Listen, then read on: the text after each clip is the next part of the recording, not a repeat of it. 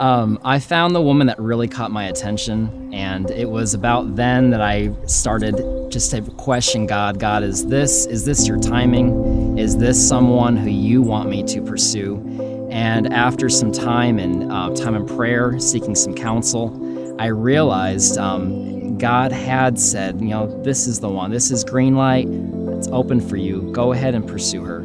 I came out here to the prayer chapel and all excited and nervous at the same time, and my phone reception was just horrible.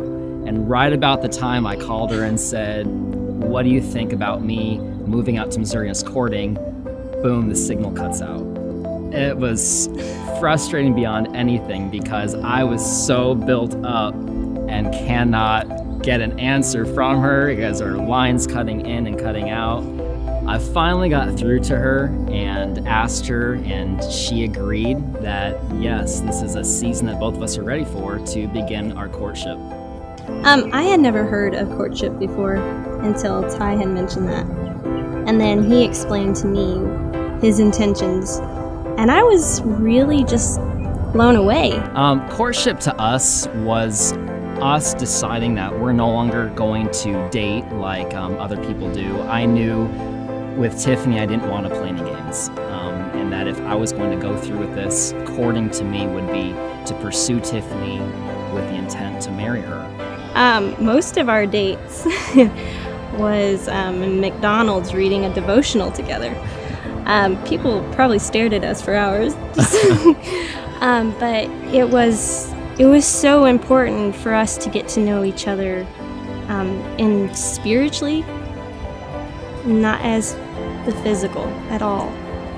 I thought it was important to not trip him by the things that I wore, and just respecting him as well as he respecting me.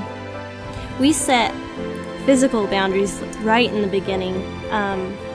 We really wanted God to be honored in our relationship. In 1 Corinthians 13, when God speaks on what love is and learning that love is not all about the outward and what I can gain from it, but it's more about self-control and loving the other person.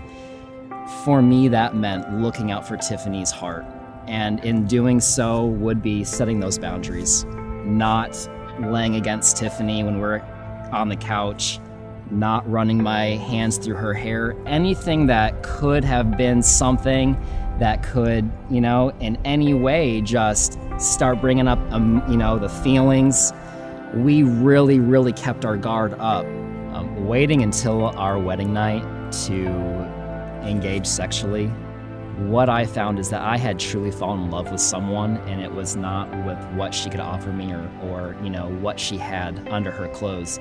I fell in love with her heart, and on that wedding night when I could finally kiss my bride and finally for the first time love her the way that I always dreamed of, God went way beyond my expectations. Spiritually, why we did not have sex, for me it was a heart issue.